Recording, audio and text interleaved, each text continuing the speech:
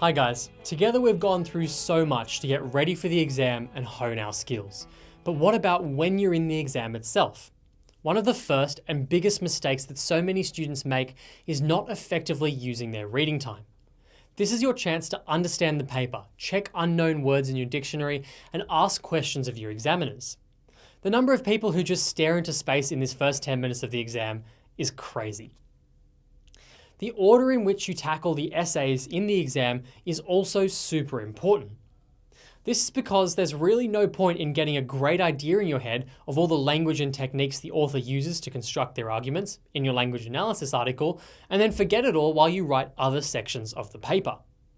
Instead, after using your reading time to analyze the article and plan the other essays in your mind, write the plans down for both the essays and the language analysis section. It might seem weird to do the third essay first, but believe me, it will be well worth your while. Reading time should be started with you going straight to the context and text response sections and finding the questions that you are going to answer. Allow yourself 5 minutes overall to think of how you're planning on answering them.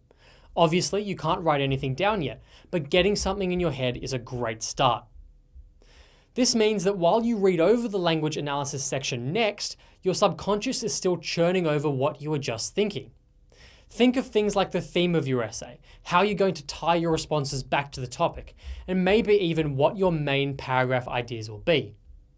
Your first read through of the language analysis section should be to get a feel for the author and article, and should take you about the rest of the 5 minutes. Like we said earlier, check the background of the text first. You really want to be looking at the contention and considering how the author is trying to position you.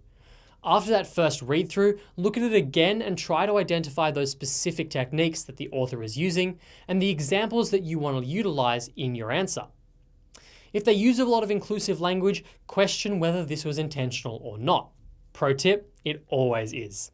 If they have an extended metaphor, try to figure out why. What is the intended effect on the audience and how does the writer use techniques in an attempt to do this?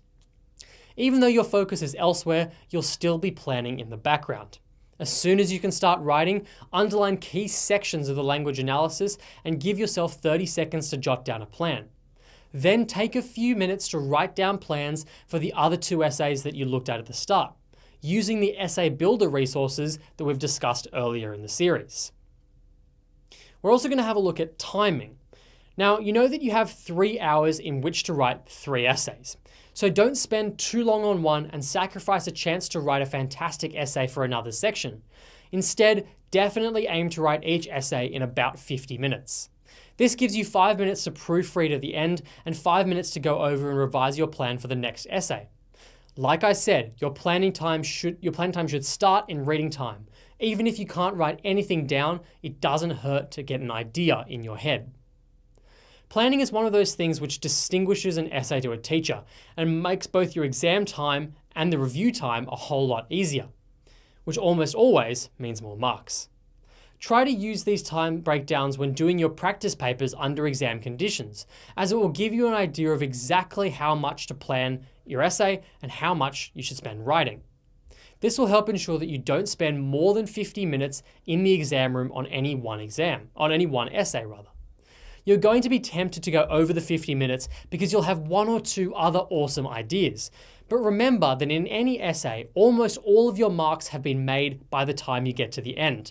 And losing any time at the end of an essay is really just taking away time from the next essay at the start where you're going to make the bulk of your marks. So don't get sucked into that mistake. Finally, the examiner's report is also a great way to get an idea of what this year's exam will be like. If there are sections where students performed poorly in last year, there's a really good chance that this will be something that they examine this year, or at least something close to it. The exam writers want to see what went wrong the year before, and so get teachers to work harder in various areas in order to gain a better understanding of why students perform badly in those areas. If you see anything in the examiner's report about a section which was poorly answered, or a certain technique which wasn't identified by the majority of students, it's likely they'll have those things in this year's paper. It's easy marks if you know where to look, and that's exactly what I encourage you to do. That's it for today's episode. My name's Raoul, and this is Elevate English.